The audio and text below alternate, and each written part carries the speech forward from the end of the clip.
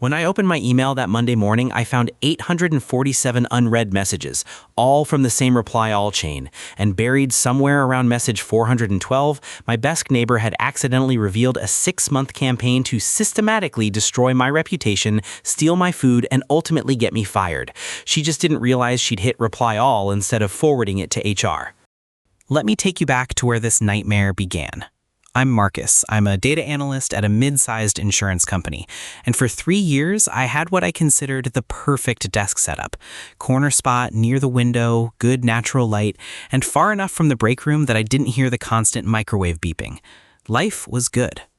Then, the company did a workspace optimization project. Translation, they crammed more desks into less space and called it collaborative seating. That's when Denise arrived. Denise was transferred from our satellite office downtown. She was maybe mid-40s, had been with the company for 12 years, and carried herself like she owned the place. On her first day, she walked up to what was now her desk, directly adjacent to mine, separated by nothing but a thin fabric divider, and immediately started rearranging. "This won't do," she muttered, loud enough for me to hear. "This won't do at all." She spent the first hour complaining. The desk was too small, the chair was uncomfortable, the monitor was positioned wrong, and when she finally settled in, she turned to me with this tight smile. "I'm going to need you to stop typing so loudly." I looked down at my keyboard, a standard issue office keyboard. I wasn't hammering on it, I was just typing. Working. "I'll try to keep it down," I said, mostly to avoid confrontation. That was my first mistake, because Denise took that as permission to police every single thing I did. Over the next few weeks, her complaints escalated. My phone calls were too loud, my lunch smelled weird, the way I sighed when I was concentrating was distracting and passive-aggressive. She actually said those words, passive-aggressive, for breathing. I tried to be accommodating. I started taking calls in the conference room. I switched to bland, smell-free lunches. I even started wearing headphones just so I could pretend not to hear her constant commentary. But nothing was ever enough for Denise. The food situation started about 6 weeks in. I kept my lunch in the communal fridge like everyone else, clearly labeled with my name. Simple stuff, sandwiches, leftovers, occasionally some fruit. One day, I opened my container to find half my sandwich missing, just gone, clean bite marks through the bread. I assumed it was a mistake, maybe someone grabbed the wrong container. I let it go. Then it happened again, and again. My yogurt would be opened with a spoon clearly dipped in. My apple would have a bite taken out of it. My chips would be half empty. I mentioned it to a few coworkers. Everyone was sympathetic but unhelpful. "Lunch thieves are the worst," they'd say. "Maybe put your name bigger." My name was already in permanent marker, capital letters, with a smiley face for crying out loud. I started keeping my lunch at my desk in a small cooler bag. Problem solved, right? Wrong. The very first day I brought my cooler bag, Denise complained to our supervisor that the ice pack smell was giving her migraines. Our supervisor, a guy named Phil, who avoided conflict like it was a communicable disease, asked me to find a compromise. I switched to a smaller bag, no ice pack, just an insulated container. Denise complained that the crinkling of the bag when I opened it was disturbing her focus during critical afternoon hours. I started eating at my desk before she arrived in the morning. She complained to HR that I was creating an unprofessional breakfast culture that made her feel pressured to participate. I wish I was making this up. Around month 3, things took a darker turn. I started noticing that files on my desk were being moved. Nothing major at first, just papers slightly rearranged, sticky notes shifted, but then important documents started disappearing entirely. I'd print something, leave it on my desk for a meeting, and it would be gone when I came back from the bathroom. I'd have to reprint everything, looking disorganized and unprepared. My quarterly report vanished the day before my presentation. I had to pull an all-nighter recreating it from scratch. Then, my access card went missing from my desk drawer. I know I left it there. I had to get a replacement and explain to security why I needed a new one, which went on some kind of permanent record. I mentioned my concerns to Phil. "Marcus," he said with that patronizing tone I was growing to hate, "are you sure you're just being forgetful? You've seemed stressed lately." Stressed. Yeah, Phil, I wonder why. I tried talking to Denise directly. I waited until we were both at our desks, no one else around, and I kept my voice calm and professional. Denise, I think we got off to the wrong foot. Can we start fresh? Maybe grab coffee and clear the air? She looked at me like I'd suggested we commit a crime together.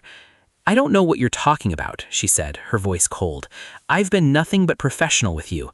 If you're having problems, maybe you should talk to someone about that. And then she turned back to her computer and pretended I didn't exist. The emails started in month 4. Little things at first.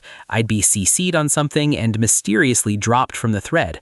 I'd miss meeting invites because they went to my junk folder, which I later realized was because Denise had figured out my email and was marking herself as a blocked sender from my account when I stepped away. Yes, she accessed my computer. Our password reset policy was laughably simple, and I'd made the mistake of using a password she could have easily guessed after overhearing me talk about my dog's name on the phone. But I couldn't prove any of it. Every time I raised concerns, I looked paranoid, stressed, difficult. Then came the reply all incident.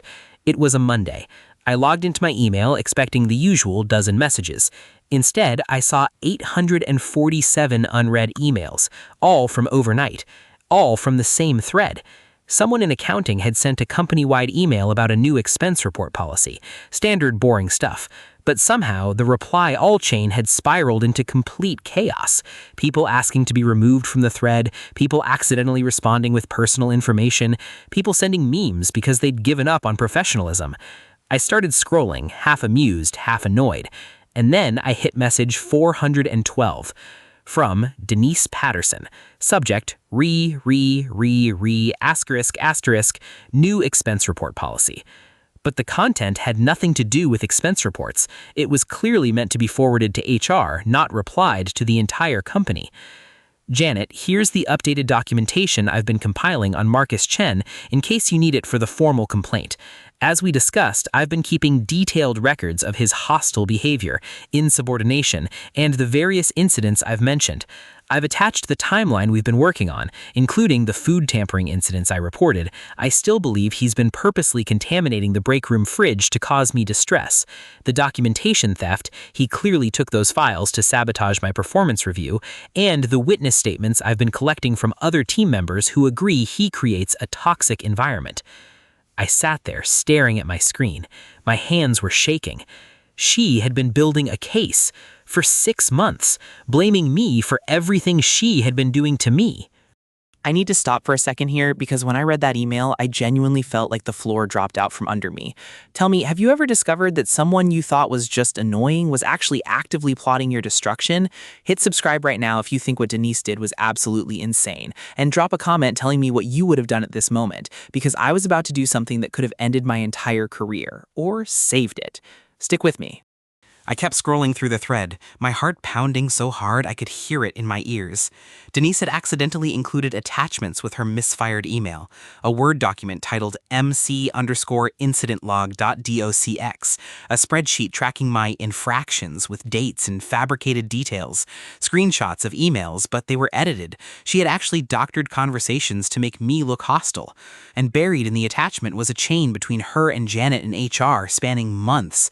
Janet was coaching her, telling her what to document, what language to use, how to build an airtight case for termination.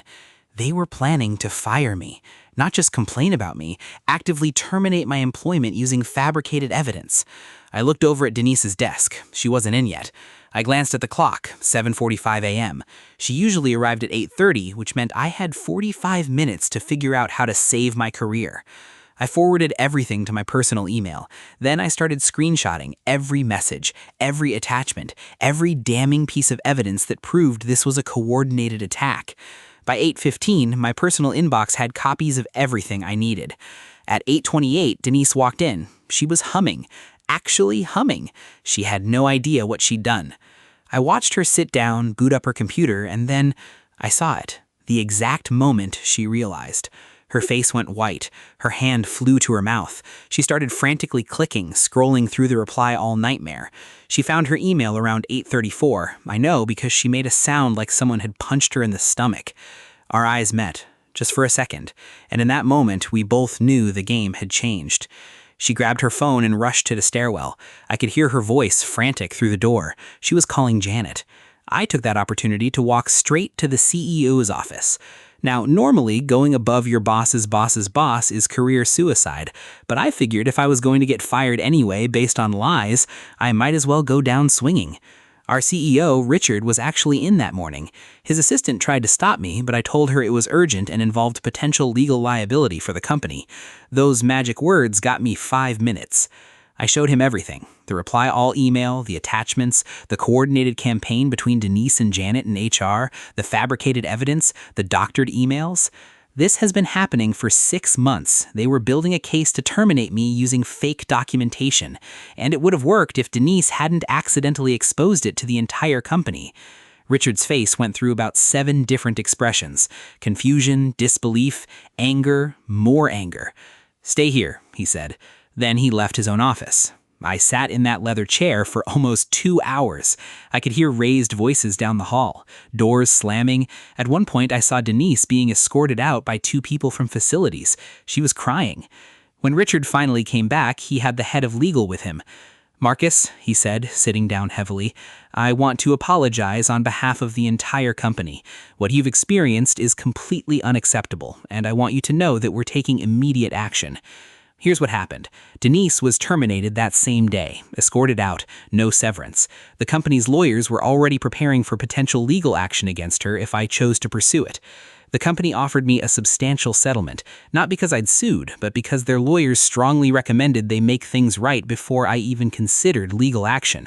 We're talking enough money to put a down payment on a house. They also offered me my choice of positions within the company, including a promotion to senior analyst if I wanted it. I took a week to think about it. In that week, I learned more about Denise's history. She'd had conflicts at her previous location too. Multiple coworkers had complained about her behavior, but Janet had always made those complaints disappear. They'd been friends outside of work, apparently, and I wasn't their first target, just the first one they'd been caught targeting. 2 other employees came forward after Denise was terminated. Both had similar experiences. Both had been gaslit into thinking they were the problem. One had actually quit because of the stress. I decided to stay, not because I forgave the company, I didn't, not entirely, but because I wanted to see real change happen. And to their credit, they did try. They restructured HR completely, brought in outside investigators to review past terminations, implemented new oversight for complaint processes, and they put me on the advisory committee that reviewed workplace conduct policies. My new desk neighbor is a guy named Trevor. He's quiet, keeps to himself, and once brought me a cookie from the bakery downstairs, just because. We don't really talk much, but we coexist peacefully. That's all I ever wanted. Sometimes I think about what would have happened if Denise hadn't made that mistake, if she'd successfully forwarded that email to Janet instead of replying to everyone. I'd probably be unemployed right now, with a termination on my record for hostile behavior and insubordination. No one would have believed my side. The lesson I took from all of this is document everything. Trust your instincts when something feels wrong, and sometimes the universe delivers justice in the most unexpected ways, like through an 847-message reply all chain that no one asked for. Oh, and one more thing. The lunch thief? After Denise left, my food stopped disappearing. Funny how that works. Thank you so much for sticking with me through this entire story. If you've ever had a nightmare desk neighbor, a toxic coworker, or an HR department that worked against you instead of for you, I want to hear about it. Drop your story in the comments. You might see it featured in an upcoming video. Don't forget to hit that like button if this story made your blood boil, and subscribe so you never miss another workplace horror story. And if you've got a story you want me to tell, submit it through the link in my bio. Until next time, stay safe out there, and maybe check your reply all before you hit send.